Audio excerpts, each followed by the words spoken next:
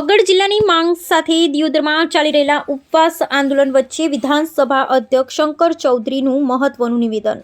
ભારતના સર્વશ્રેષ્ઠ જિલ્લામાંનો આપણો વાવ થરાદ જિલ્લો તે સર્વશ્રેષ્ઠ જિલ્લો હશે। શંકર ચૌધરી થરાદ તાલુકાનું છેલ્લું ગામ કરતા દિયોદર તાલુકાના છેલ્લા ગામને વાવ થરાદ જિલ્લાનું વડું મથક થરાદ નજીક છે। શંકર ચૌધરી હું બેઠો છું, તમારું કોઈનું ખોટું નહીં કરું। વાવ થરાદ નવા જિલ્લામાં તમારું કલ્યાણ થાય તેવી તમામને શુભકામના।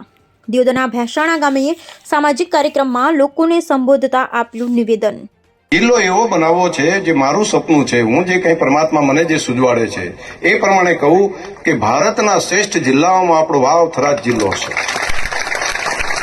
એ આધુનિકતાની સાથે હશે, એ ટેકનોલોજીની સાથે હશે, એ આર્થિક ઉપાર્જન માટેનો પણ જિલ્લો હશે, એક સુખ શાંતિ માટે, લો એન્ડ ઓર્ડર માટેનો, કાયદો અને વ્યવસ્થા માટેનો હશે। અને એક એવો જિલ્લાનું નિર્માણ કરીએ કે આપણે કંઈક આજીવન નથી, પરંતુ 50-100 વર્ષ પછી પણ પ્રજા યાદ કરીને એમ કહે કે આ લોકોએ ખૂબ મહેનત કરી ત્યારે આવો મજબૂત પાયો નખાણો। અને એવો મજબૂત પાયો નાખવાનું કામ એ આપણે આ સરહદી ધરતી ઉપર કરીએ છીએ।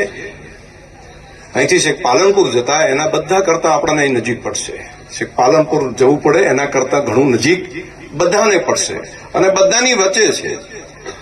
થરાદ તાલુકાનું છેલ્લું ગામ જે છે ખોડા, ખોડાને જેટલું થરાદ થાય એના કરતા દિયોદર તાલુકાના છેલ્લું ગામ અહીંયા વખા છે, વખાને એનાથી નજીક પડે। વખામાંથી આવેલો દિયોદરથી પેલી બાજુ વખા હોય એને ત્યાં જવું હોય તો એને નજીક પડે થરાદ। વખાને ઈસરવાને પણ ત્યાંથી ઈસરવાને નજીક પડે, ત્યાંથી જઈને હું ડુવા છે તો ડુવાને જેટલું દૂર પડે ને એના કરતા વખાને ઈસરવાને નજીક પડશે। તો આટલું વચ્ચોવચ્ચ છે, બધાનું હિત હચવાય ને એ રીતની વ્યવસ્થા થઈ છે। તો આ બધું એક ખૂબ સરસ મજાની વ્યવસ્થા કરી છે અને તમારા બધાનું હિત સાચવવા માટે બેઠો છું। એની ચિંતા ના કરતા, બધાનું ધ્યાન રહે, બધાનું પેલું કલ્યાણ થાય અને ખોટા રસ્તા ઉપર નહીં લઈ જવું, ભરોસો રાખજો।